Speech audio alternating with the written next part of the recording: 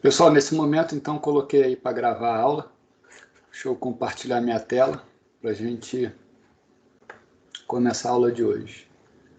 Só lembrando, então, que quarta-feira eu vou colocar arquivos para vocês lerem, né? Quarta-feira agora, dia 28/10, é assíncrono, ok? Eu já tinha avisado isso na quarta passada. Deixa eu compartilhar aqui minha tela.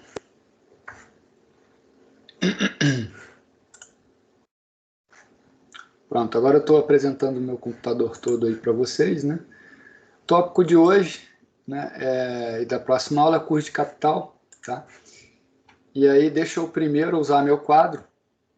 Qualquer dúvida, por favor, falem, né? Não levantem o braço, porque eu não vou conseguir ver, tá? Vocês estão vendo minha tela aí, eu não consigo ver, tá? Não aparece aqui o levantar o braço. Então, qualquer dúvida é só chamar aí o professor que eu vou escutar, tá bom? Então, a aula aí... Opa, deixa eu diminuir a pena, né? Botar uma pena menor. Aula do dia 26/10, né? A aula de hoje é custo de capital. Bom, pessoal, custo de capital é a definição de o quanto o acionista espera obter de retorno da companhia em que ele investe. E como é que ele é obtido? Então, como se obtém, né? Como se obtém, tá certo? O custo de capital, tá? Então, se a gente for lembrar da última aula aí minha, da prova, eu tinha fontes de financiamento de uma empresa, né? Então, olhando aqui o balanço de forma simplificada, eu tenho do lado esquerdo aqui o ativo, aí do lado direito aqui eu tenho o passivo, e aqui eu tenho o patrimônio líquido. E aí em vermelho, eu vou enumerar aqui, que é o seguinte, passivo. O passivo é dívidas, né? Então isso aqui nada mais são do que dívidas. Isso aqui, pessoal, a gente chama de custo da dívida, tá certo? Que se denota pela letra KD, tá? Custo da dívida, KD, tá? Então isso aqui significa custo da dívida. Uma das formas de uma empresa obter recursos, né, é se endividando. Ela vai no banco, toma emprestado, esse dinheiro entra no passivo para financiar a compra de um ativo, por exemplo, tá? Outra forma dela obter dinheiro, e aí a gente está tendo esse ano recordes, né, de captação via essa modalidade, que é a abertura, por exemplo, de capital. A Apex fez, por exemplo, esse ano, né? A gente chama de KPL, que é o custo do patrimônio líquido. Custo do patrimônio líquido, tá? Também vocês vão ver nos livros CAE, o E vem de equity, tá?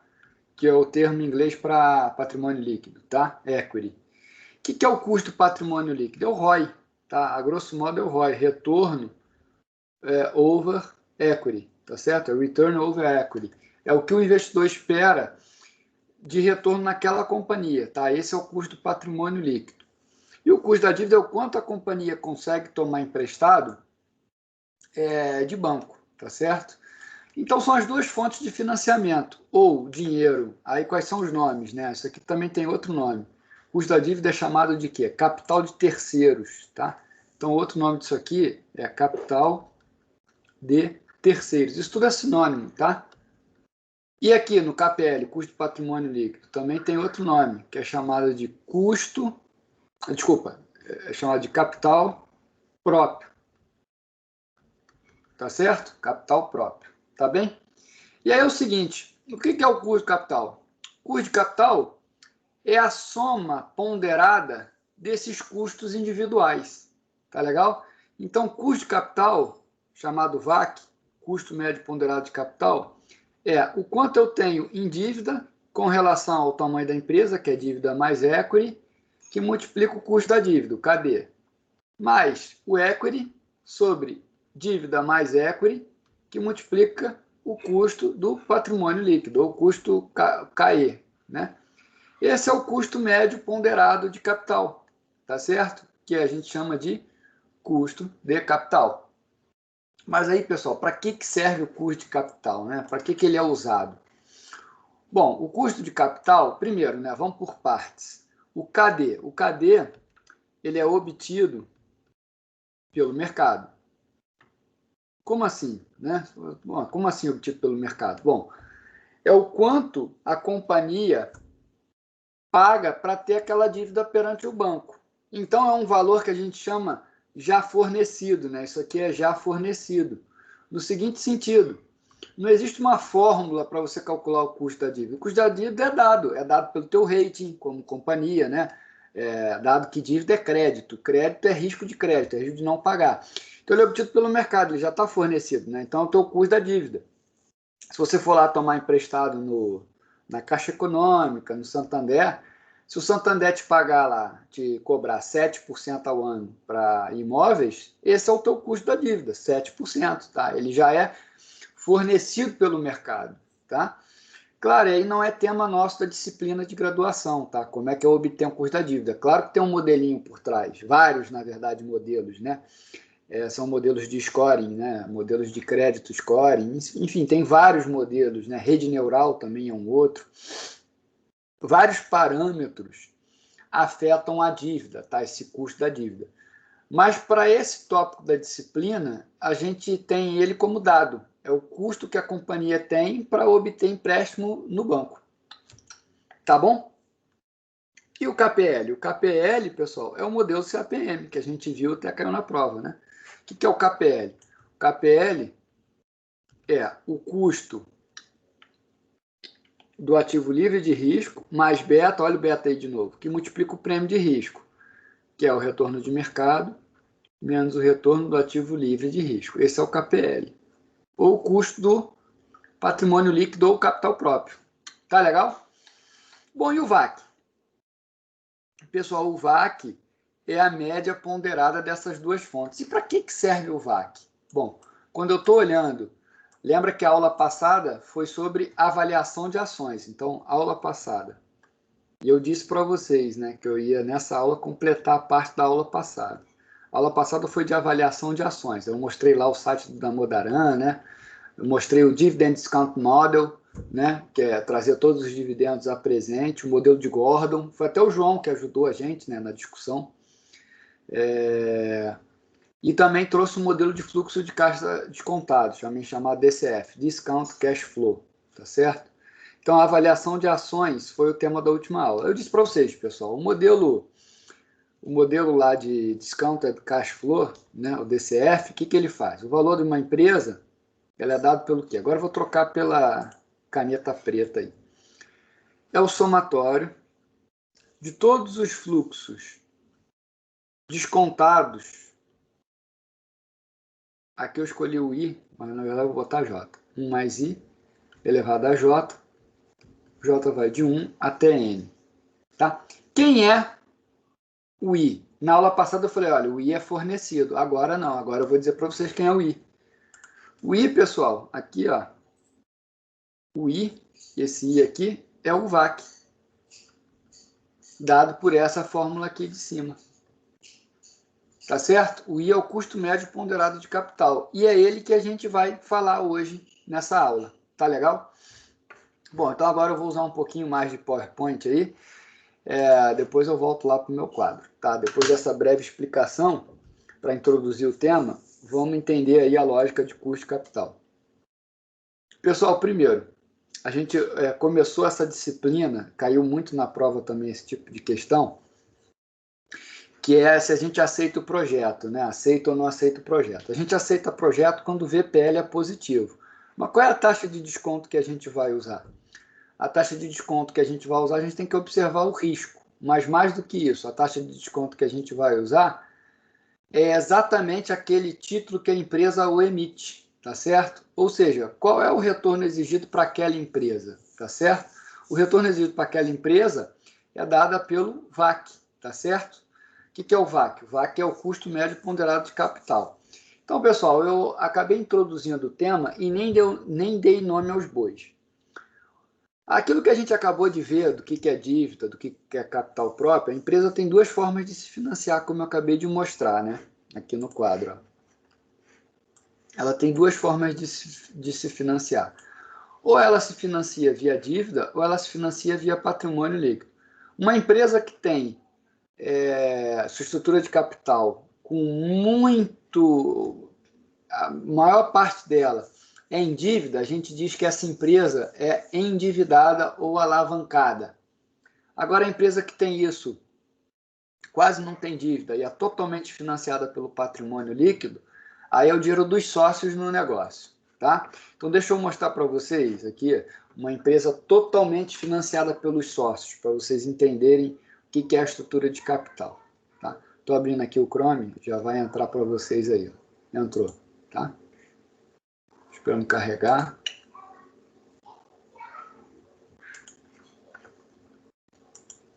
Vamos lá.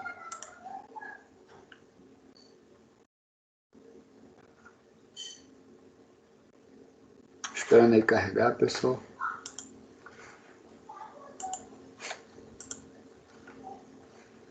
Vamos lá. Vamos no site do Fundamentos.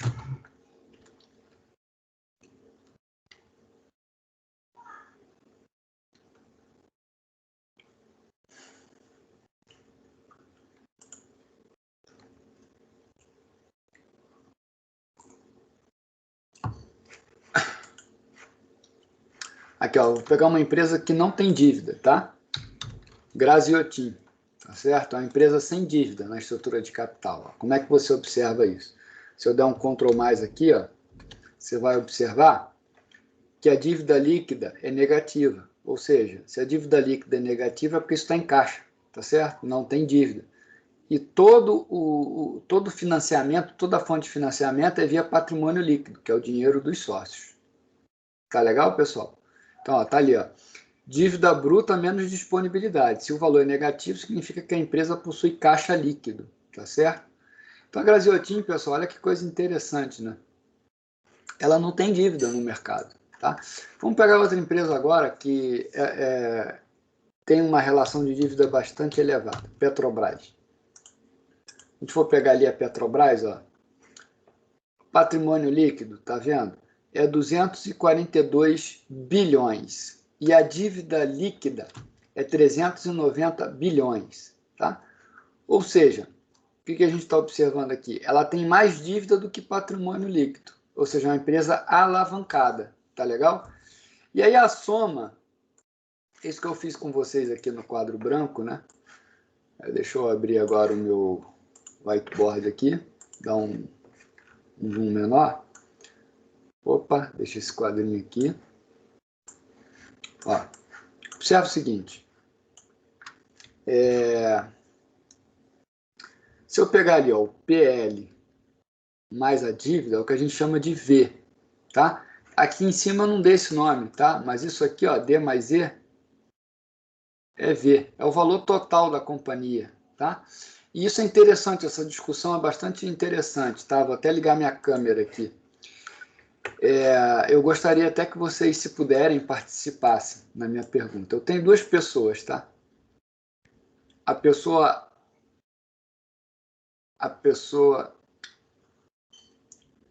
tem duas pessoas. A pessoa A, ela tem uma dívida imobiliária, por exemplo, de 1 milhão, tá? E ela tem no banco, tá? Conta corrente, 1 milhão. E a pessoa B tem dívida nula e tem conta corrente 1 milhão. Quem vale mais, a pessoa A ou a pessoa B perante o mercado? Alguém pode me ajudar? Acho que é a pessoa B, Por quê? porque não tem dívida. Esse é o comum, tá? De todo mundo falar. Mas quem vale mais perante o mercado é a pessoa A. A pessoa A, ela vale 2 milhões. Por que ela vale 2 milhões?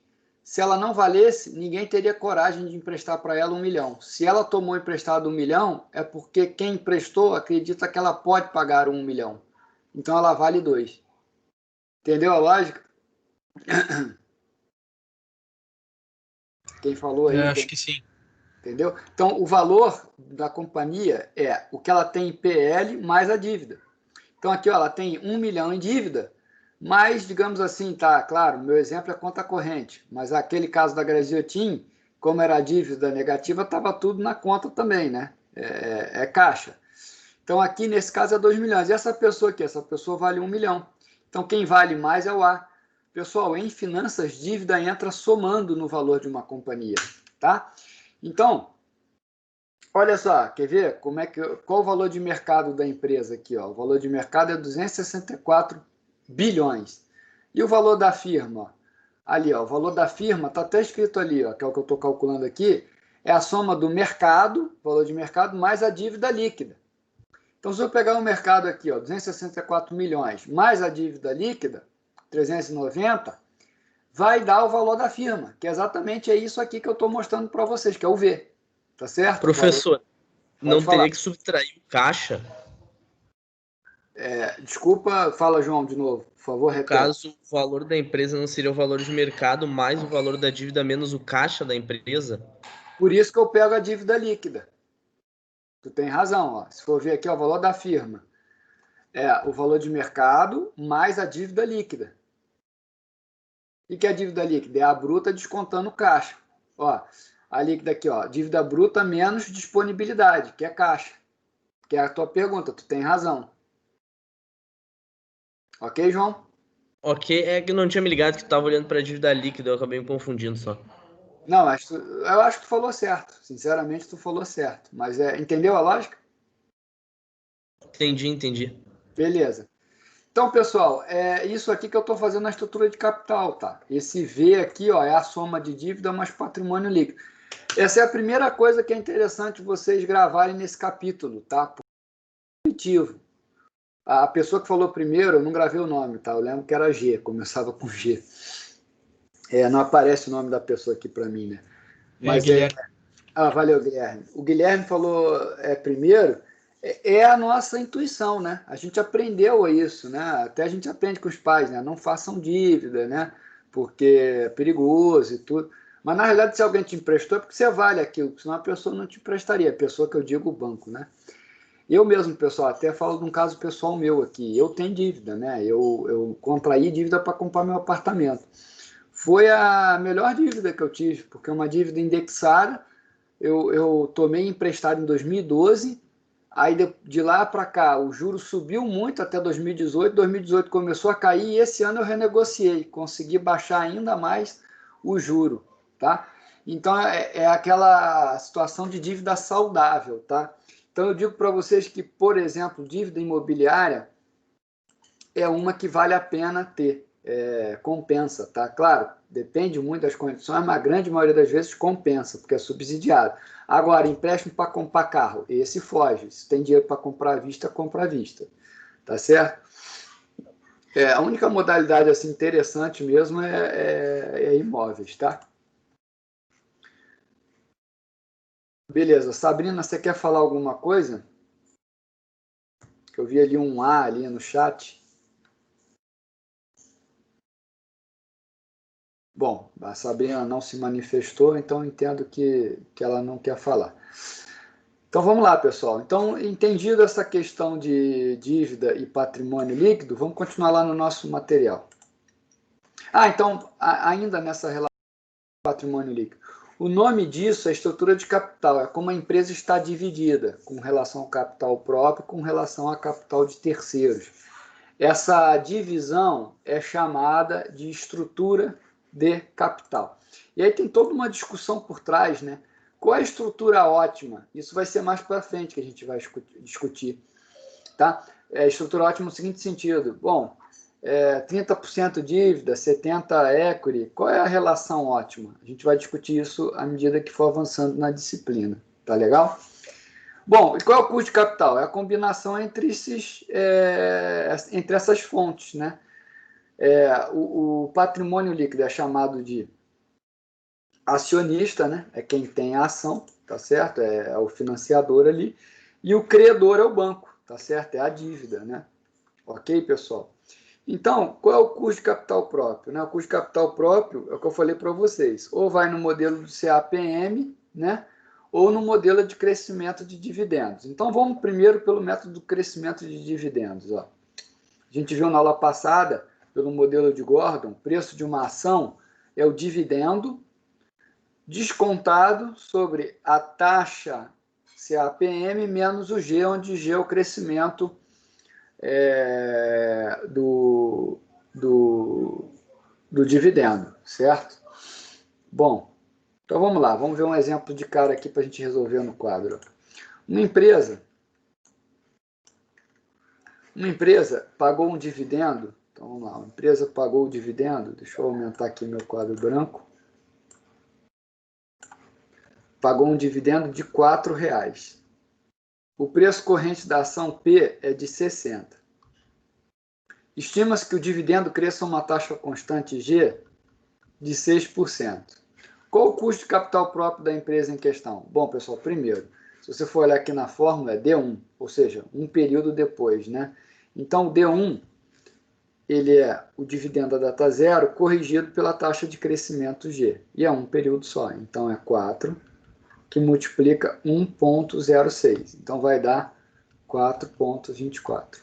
E qual o retorno exigido? O retorno exigido vai ser o dividendo 1, 4,24, que divide o preço da ação, 60, mais 6%. Se vocês fizerem aqui as contas, então, o custo do patrimônio líquido vai dar 13,7. Essa é a primeira maneira. Qual é a segunda maneira? A segunda maneira é o seguinte. Outra coisa, o G eu dei para vocês, né, nesse exemplo. Como é que eu calculo o G? Pessoal, o G você pode calcular pelo método histórico. Ou seja, pega os dividendos passados, né, e tira a média para ver qual foi o crescimento dos dividendos passados, tá? Então, através, a gente pode, né, utilizar as taxas históricas de crescimento. Então, vamos ver um exemplo ali. Ó.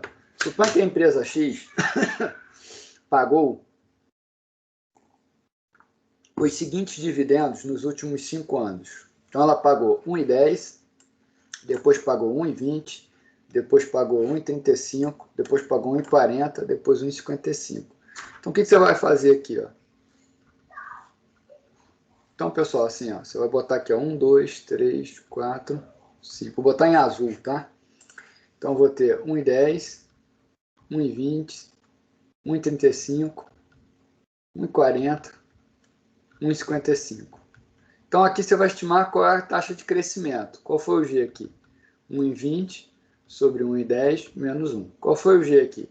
O G aqui foi 1,35 sobre 1,20 menos 1. E o G aqui? O G aqui foi 1,40 sobre 1,35 menos 1. E o G aqui?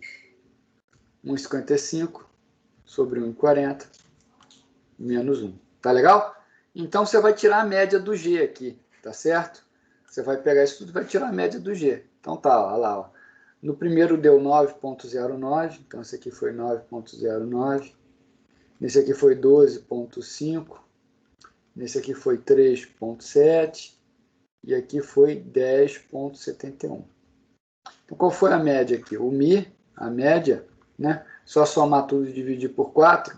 Então, vou pegar 9,09 mais 12,5 mais 3,7 mais 10,71 divide 4. Eu tenho 4 elementos aí na minha amostra. Se eu fizer aqui as contas, a média vai dar 9. Então, eu posso usar isso aqui como proxy para o G. Proxy significa o valor de entrada do G, né? Então, qual é a vantagem? É simples, né, de calcular, tá certo? Qual o problema? Primeiro, só aplica a empresa que paga dividendo. No Brasil, sempre você vai conseguir fazer esse método, porque pela lei a gente tem que pagar 25% no mínimo de lucro líquido a título de dividendo. Então, sempre a gente vai conseguir fazer, mas no mercado americano já nem sempre. A taxa nunca é constante, né, pessoal? Isso é uma coisa que a gente está vendo também. O G nunca é constante. A gente não está considerando o risco, a gente está embutindo tudo no preço, né? E a gente está baseando informação passada, né, para prever o futuro. Pode ser que a companhia dê prejuízo e não pague o dividendo em determinado período, né? E a gente não está olhando para isso. Então, a gente pode usar outro modelo, que é o modelo da linha de capitais, né? Que é o modelo do CAPM que a gente viu na aula, né? Então, qual é a lógica aqui, ó? O modelo CAPM diz para você que o retorno de um ativo esperado, ele é o retorno do ativo livre de risco, mais o prêmio de risco que multiplica o risco daquele projeto, daquela ação. Então, aqui vejam vocês que entra o risco do projeto, que é medido pelo beta, sensibilidade daquela empresa ao mercado, né? Quanto mais arriscado, mais é inclinada a curva. Quanto menos arriscado, menos inclinado. Tá legal? Então vamos ver um exemplo numérico aqui, ó. Sabendo que o prêmio de risco de mercado, então já está te dando que o RM menos RF, vou fazer assim para vocês saberem que é outro exercício, é 9,2%. E que a taxa livre de risco, né, o RF, está em torno de 5,3%. Qual o custo de capital da GM? Tá? Supondo que o beta da GM seja 1,05. Então, como é que eu faço ali? Bom, o custo de capital próprio da GM vai ser o RF mais o beta da GM, que multiplica o prêmio de risco, que é o RM, menos o RF. Olha aí que barbada, ele te deu absolutamente todos os parâmetros, né? Então, o R da GM vai ser o RF, 5,3, mais beta da GM, que é 1,05, que multiplica o prêmio de risco ali, que é 0,092. Se eu fizer aqui as contas, o retorno da GM vai dar 14,96. Tá legal? Bom, essa é a segunda forma de você obter o custo de capital próprio, né? O custo do patrimônio líquido, na verdade. Não o custo do capital próprio, o custo do patrimônio líquido. Tá? Qual é a vantagem do modelo? Primeiro, agora eu estou considerando o risco, que é o beta. Não aplica a empresas que... outra vantagem. Aplica a empresas que não pagam dividendos. Né? Isso é outra vantagem aí. Agora, qual é a desvantagem? Né? Primeiro, eu tenho que ter o prêmio de risco, mas a gente sabe que consegue pelo site do Damodaran, já mostrei para vocês, então, digamos assim, isso não é um problema. Só que a questão é que você tem que estimar o beta. Tá? E aí, como é que você estima o beta? Lembra lá o beta, né? Chapéu, vou botar beta chapéu porque é estimado, é a covariância do ativo com o mercado, que divide a variância do mercado. Tá legal? E, de novo, né, para calcular o beta, eu preciso olhar para as variações passadas, né, tanto do mercado quanto das ações. Então, uma das desvantagens é que eu preciso do passado para a gente prever o futuro. Então, é uma desvantagem que tem qualquer modelo. E, na realidade, pessoal, em economia, isso vale para quase todos os modelos, né, de econometria. A gente olha muito para o passado para tentar prever o que vai acontecer para frente, tá certo? Vale nesse momento aí, muitos de vocês mandam e-mail para mim, né? Professor, gostei de finanças, quais livros eu devo ler? Tem um livro bastante interessante sobre modelos econométricos, né? Mas, assim, que são provocações, né? Do Nassim Taleb. Tem um livro muito legal que eu recomendo vocês a lerem, que é o Iludidos pelo Acaso, tá? A influência da sorte nos mercados e na vida, tá? Então tá aqui o livro, tá? Iludidos pelo Acaso, tá? Ele fala sobre essas questões em estatística, né? Da gente olhar muito para o passado para tentar prever o futuro. E na verdade é muito difícil prever o futuro, né? Muito difícil, tá certo? Muito difícil mesmo. Mas nem por isso a gente deixa de, digamos assim, usar, né, a estatística para olhar. E tem um outro também muito bom, que é o Arriscando a Própria Pele. Tá? Esse também tá vendendo muito, né? Vende muito, né? Vende igual água isso aí. É um best-seller, que é desse mesmo autor, tá? Que ele fala do que tem no cotidiano que é oculto, né? Que é aquilo que não é muito, digamos assim, normal de se ver. Normal no sentido de curva normal na estatística, né? Para você simplesmente se dar bem da assimetria das coisas, né? Tem alguns alunos aí, e eu estou ficando bem contente com isso, né? Vou até abrir a câmera aí. Volta e meia, vocês podem pegar aí minhas aulas, eu eventualmente falo do mercado, né? Principalmente o mercado de capitais que eu acompanho todo dia, né? Em função dos meus investimentos e tudo. E costumo falar dele, né? Costumo, olha, pessoal, uma aula que outra, né? Fiz isso, fiz aquilo. E tem alguns alunos que recuperaram o que eu falei aí há 3 anos atrás, né? E vão lá na rede e me dão os parabéns aí. Há 3 anos atrás eu falei de Magalu, né? E de lá para cá quem comprou, nossa, ficou muito contente, né? E há 6 anos atrás eu falei dos títulos do governo federal, tá certo? E o pessoal costuma registrar, como agora está gravando vídeo, né? É bastante interessante, porque vocês vão revisitar ali e vão ver se eu acertei ou se eu errei, né? É muito difícil a gente prever o futuro, mas você consegue, dentro do que você estuda e vê, né? E com a maturidade, com o passar do tempo, você consegue observar esse tipo de padrão que o Nassim Taleb fala, que se repete com o tempo, que você pode se beneficiar com ele. Então, uma coisa que eu digo sempre, ó, se o mercado caiu muito, é a hora de comprar. Então, quando a gente começou a nossa disciplina lá presencial, deu aquela semana horrorosa, não só do Covid, mas como também do mercado, né? O mercado derreteu ali na nossa primeira semana de aula, em março. Eu entrei ali, comprei mais, entendeu? E falei para muitas pessoas, né, que me perguntavam. O pessoal falou, não, mas vem a pior crise do mundo, né? A gente nunca viveu isso, pandemia e tudo. Mas, assim, é aquela coisa, vai passar, não no sentido de vírus, no sentido de que a gente vai sobreviver a isso, né? Se acabar tudo, acabou mesmo, né? Então, aí já era tudo, mas não vai acabar, né? A gente sempre dá um jeito, a ciência vai dar um jeito, eu acredito muito nisso, né? Então, a primeira coisa, assim, para ser bem objetivo, caiu muito, é hora de comprar. Quando está subindo muito, é hora de vender. Parece uma coisa meio óbvia de se falar, mas as pessoas não agem no óbvio, tá? Não agem. Quando está subindo é que as pessoas entram no mercado de ações. Quando está caindo é que elas saem. É assim, a grande maioria age assim. Porque começa a conversar com o vizinho, aí o vizinho começa a mostrar que está ganhando dinheiro, o cara vai lá, entra por manada, aí reverte, ele sabe que o vizinho disse que já botou no bolso, ele fica com medo. A gente tem esse viés todo, tá? Então, vale estudar para você saber em que momento entra. E outro ponto, todo mundo está comentando, olha, o Brasil está aumentando muito dívida pública, né? E está mesmo, de fato, a gente está com um gasto muito alto em relação ao PIB. Esse ano disparou os gastos em função da pandemia, totalmente inesperado, né? Quando é que a gente vai corrigir isso? A gente já está, desde 2014, com déficit primário, né? Não guarda mais. Desde 2014 que a gente gasta mais do que arrecada.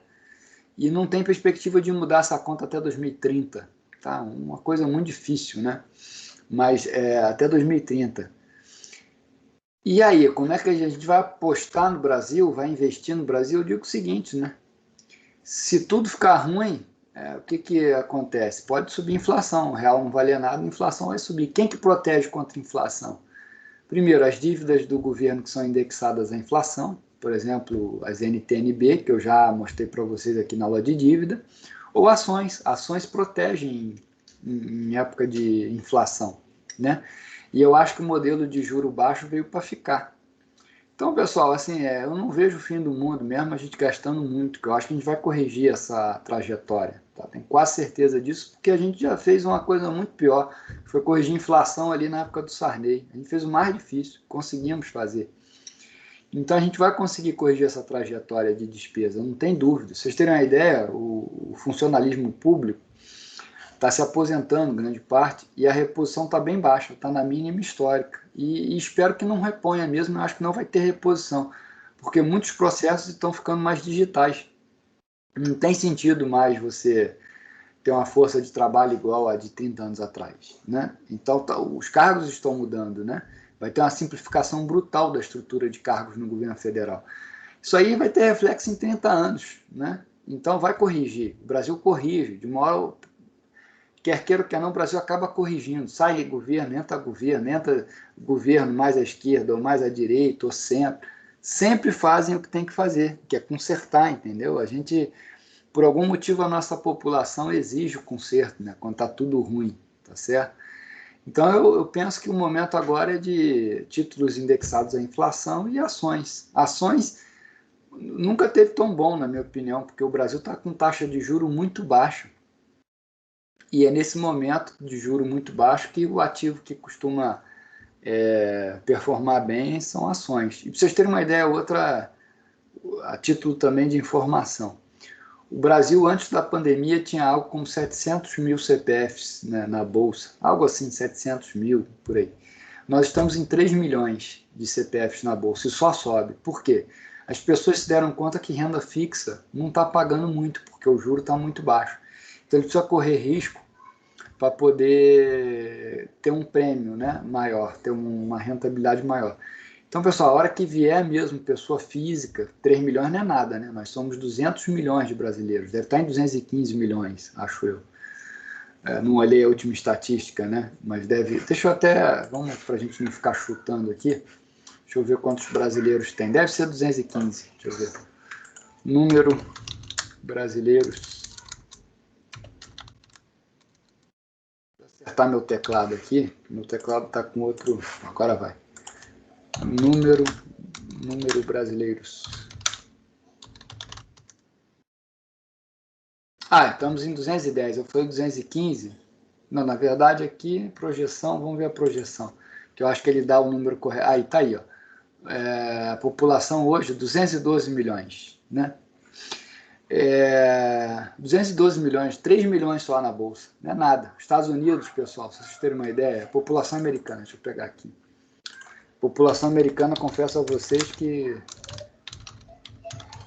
eu não tenho ideia. População americana, tamanho, 300 milhões, tá? Um pouco mais de 300 milhões. 70% está na Bolsa, tá certo? Está em renda variável, 70%. Então imagina, a gente tem um espaço, a gente não é nem 1% da população. Um pouco mais de 1%. Pode falar.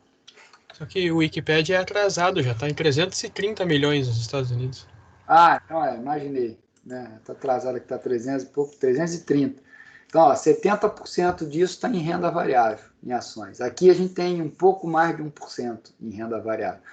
Por que o Brasil está errado? Não, é porque a gente teve juro muito alto por muito tempo, então os investidores estavam certos, vão comprar renda fixa, paga bem, paga um juro adequado, agora acabou, né? Acabou, você tem que comprar ação, senão você não vai ter ganho, né? Então, a hora que entrar essa massa toda, você vai ter muita liquidez, né? Vai ter muita empresa aí surfando, tá certo? Eu acho que a gente está nesse momento aí. Tenho quase certeza que daí a 10 anos eu vou estar dando aula e a gente vai estar num número bem maior que 3 milhões. Eu não tenho a menor dúvida disso. Isso vai se refletir em valorização. E se pensar também, pessoal, em cabeça de empresário, né? O que é melhor investir, em dívida ou em ações? Né? Se escolher ação boa, é melhor investir em ação, né? Porque a empresa tende a crescer a longo prazo, né? Essa é a grande sacada aí, tá certo? Eu sou entusiasta, né? Sempre falo com todo mundo disso aí. Nem sempre eu fui, tá? Há 4 anos atrás eu falava, ó, compra a título do governo, tá? Quando meu filho nasceu, 2014, só comprava título do governo. Pra vocês terem uma ideia, a taxa de juros lá estava 14% ao ano, juro real, tá? 14% ao ano mais a inflação, então você conseguia um título aí, você conseguia 20% ao ano, 20 a 25% ao ano, sem risco, né? Porque o emprestador é o governo federal, que é o ente de menor risco da economia. Isso acabou, né? Ainda bem, que bom, né? Sinal de que o Brasil amadureceu nisso. Só que coisa curiosa, né? A nossa dívida aumentou e a taxa de juro caiu. É porque, na verdade, estão vendo que o que está sendo feito do lado econômico vai corrigir a médio e longo prazo. Então faz sentido você ter uma taxa de juros mais baixa, mesmo com dívida mais elevada. E todo mundo está com... Todo mundo, palavra literal mesmo, todo o globo, né, está com taxa de juro mais alta, né, por conta da Covid. Não teve jeito, todos os governos se endividaram para prover liquidez e tocar para frente a economia. Esse é um modelo que parece que ficou, né, como receita, digamos assim, para crises graves. Em 29, a crise ficou exacerbada porque faltou crédito. Os bancos centrais não atuaram para prover crédito e liquidez, né? Aí, desde a crise de 2008, parece que esse é o receituário, né? Você prover liquidez e crédito. Só que é aquela coisa, né? Tem que ser moderado. Ninguém sabe ainda qual o ótimo, né? A gente está no meio do experimento ainda, tá certo? Mas ciência social é isso, né, pessoal? Tenho certeza que eu estou dando aula aqui, também vai ficar gravado. Daí a 100 anos vai ser completamente diferente, ainda mais na velocidade que a gente está. Vão vir outras teorias, vão vir outras formas de se organizar, talvez mais eficientes, né? E vão perpassar. Só que ações vão ficar. Isso também vai ficar aqui registrado. Ações ficam, né? As empresas ficam. Pega uma Coca-Cola da vida, né? Quem comprou Coca-Cola, quem comprou GM, todo mundo fala, a GM vai quebrar. Até pode ser, mas eu acho que antes ela vai fabricar motor elétrico, né? Vai concorrer com a Tesla, eu acho, tá? E a Tesla? Eu acho que a Tesla é uma empresa de 100 anos, né? Berkshire, aí, outra, né, ali do Warren Buffett, né?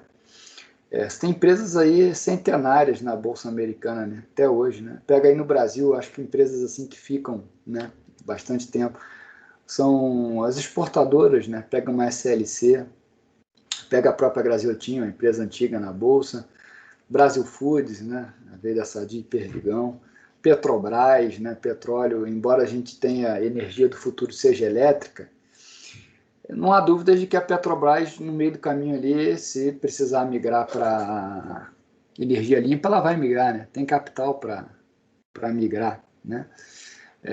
Então, Petrobras, né? E outra, uma hora ou outra também acho que vai ser privatizado, né? E aí, na hora que privatizar, imagina o preço que ela não vai ter, né?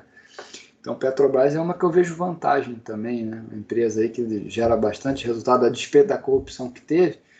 Ao que parece, agora tem muito mais controle em cima, né? Para não repetir o que aconteceu, enfim. Olha, pessoal, eu sou entusiasta mesmo e falo, olha, vale a pena, né? Quem faz com calma aí investimento em ações, realmente colhe frutos. Tem que escolher certo, né? Claro que você não vai acertar todas, tá? Mas você tem que acertar mais que a média. E eu faço isso desde 2002, tá? Foi quando eu comecei a investir em mercado de ações e não parei, não paro até hoje, né? Mas é isso. Tá, pessoal? Só para ficar registrado aí. E também para vocês, isso aqui tudo que eu estou falando é da disciplina, né? Falei de dívida, falei de capital próprio, né? Investir em ação nada mais é do que você ser sócio da empresa, né? Você acreditar que vai ter um retorno acima da média com relação ao patrimônio líquido, né? Bom, vamos fazer um exemplo agora para ver o modelo ali, ó. A ação da empresa Z tem um beta de 1,2. Então deixa eu colocar aqui uma canetinha. Vamos tentar amarelinha. Amarelinha, uma homenagem aí ao Brasil, né? Então vamos lá. A empresa Z, então vou botar aqui, ó, o beta Z é de 1,2. Sabes que o prêmio de risco de mercado é de 10. Tá? Então, ó, ele está dizendo que o prêmio de risco de mercado, o RM, é 10%. E que a taxa livre de risco, o RF, é de 5%. Tá bom. O último dividendo pago pela Z, então o dividendo, o último pago foi 3 por ação. Tá? Pessoal, só deixar aqui, ó, rapidinho. Vamos lá, 3 por ação. E espera-se que os dividendos cresçam a uma taxa de 6% indefinidamente. Então, o G é de 6%. Beleza. Atualmente, o preço da ação P é 30. Qual o custo de capital da Z? Bom, eu tenho duas formas de fazer. Posso fazer pela abordagem da linha de títulos. Então, primeira forma. É a linha Security Market Line, tá? Linha de mercado de títulos. Vamos fazer em azul agora. Então, como é que fica? O RZ vai ser o RF, 5%, mais beta, que é 1,2%, que multiplica RM, 10%, menos o RF, 5%. Então, se eu fizer as contas aqui, ó, isso aqui vai dar 17%. E pelo modelo, segunda forma. Segunda forma, alguém quer falar alguma coisa? Piscou para mim aqui, trocou de aluno ali? Não? É o crescimento de dividendo. Tá? O crescimento do dividendo. Então, como é que fica pelo crescimento do dividendo? Então, o RZ vai ser o dividendo 1 sobre o preço da ação mais o G, modelo de Gordon, né? Então, vai ser 3, que multiplica 1,06, que divide o P0, 30, mais a taxa de crescimento, 6%. Então, se eu fizer aqui as contas, que vai dar 16,6. Vocês vejam que é muito próximo, mas não é igual. Pessoal, a gente não está numa engenharia, está na ciência social. Então, qual é o melhor a ser feito? Pegar a média dos dois. Em geral, pegar a média dos dois é uma forma inteligente de você estimar o capital próprio. Tá? Então, o RZ vai ser 17% mais 16,6 divide 2. Se vocês fizerem as contas, vai dar 16,8. Isso aqui é o RZ. E vou botar aqui uma caixinha vermelha. Legal, pessoal? Tranquilo? Bom, beleza. Então, pessoal, o custo de capital de terceiros eu já falei para vocês, né? É o custo capital das fontes de financiamento, né, dessa empresa. Tá legal? Então, ó, a GTC emitiu uma obrigação, ou seja, uma dívida com prazo de 30 anos, há 8 anos. A taxa de cupom paga pela dívida é 7. O valor de face da mesma é 1.000, sendo que atualmente a mesma é negociada a 960. Qual o custo de capital de terceiros da GTC? Ora, eu estou te dando todo o fluxo da companhia e estou te dando o valor presente, você descobre qual é a taxa. Bota na equação aqui, ó. 960 corresponde a uma taxa de desconto trazido de 70 para o presente. Então, se você fizer aqui, vai dar 7,37. Esse é o custo da dívida. Beleza? Simples assim. Tá? Então, tem até ali o resultado da HP. Tá?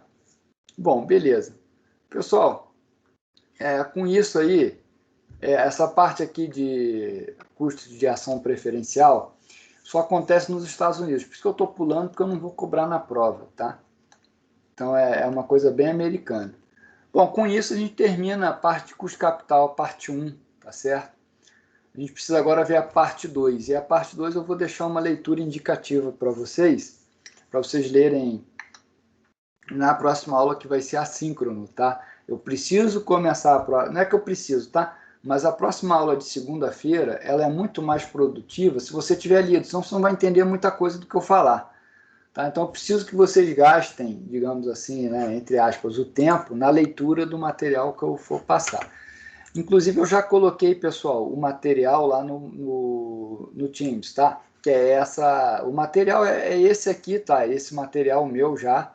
Eu já adiantei algo para vocês, ó, o valor da companhia é o patrimônio mais a dívida, tá? Já adiantei parte dele para vocês, mas é interessante vocês lerem, tá? E eu vou indicar lá também no chat qual é o capítulo do livro que vocês devem ler. É muito importante vocês lerem, senão vocês vão, de certa forma, assim, não entender muito do que eu estou falando, tá? Então é importante ler para segunda-feira. E aí usem a aula de quarta para ler. Pessoal, com relação a hoje, tá? Alguma dúvida, alguma pergunta? Ó, abri aqui meu Teams para ver se alguém fala alguma coisa.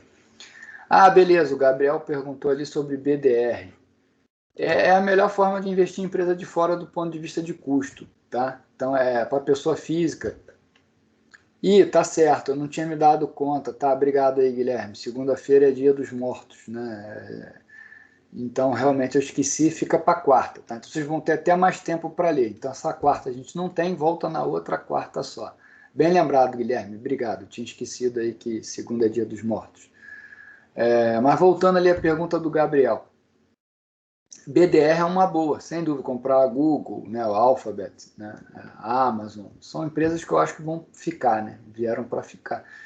E é uma forma de investir em empresa de fora, estando aqui no Brasil, é a forma mais barata. Você pode abrir corretora lá fora, abrir conta em corretora lá fora, tudo, mas é bem caro, e só vale a pena se você tem 1 milhão para cima, pelo menos, tá? $1 milhão. E aí não é barbada, né? É muito difícil, a gente está falando de classe altíssima renda, tá? Então, para investidor, digamos assim, classe média, interessante é comprar o BDR. Henrique, tinha pouca liquidez até um ano atrás, agora já tem bastante liquidez, viu? Por conta desses 3 milhões de CPFs, né? Tem aumentado muito a liquidez em BDR, tá? Claro que não é uma liquidez gigante, mas não chega a ser uma liquidez que dê medo, do ponto de vista assim, de ninguém negociar. Tá? Então você encontra bastante negociação, não é tão sem liquidez assim não. Tá? Então hoje em dia vale a pena aí por conta também da liquidez, bem lembrado. Tá? Pessoal, alguma pergunta a mais aí? Estou à disposição. Né? Acabou que hoje aí, vocês estão mais calados também, né? Via de regra, aí acaba sendo um pouco mais rápido. Né? Pessoal, alguma pergunta aí, alguma questão? Não?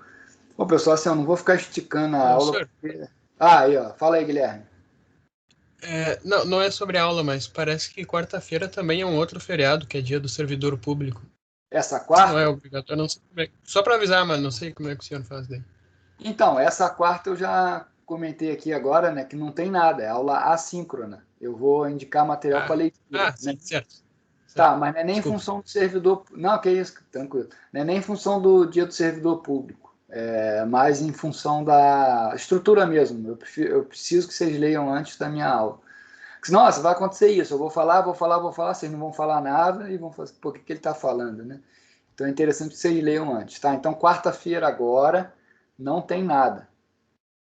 Presencial comigo, né? Presencial que eu digo assim, né?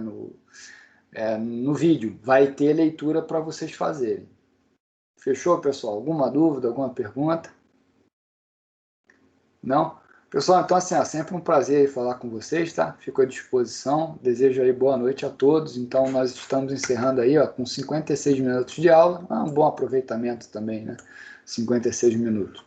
E aí eu vou jogar depois lá no YouTube a aula passada e essa aula, tá bom? Então, um abraço aí para todo mundo. Boa noite. Vou parar aqui a gravação agora.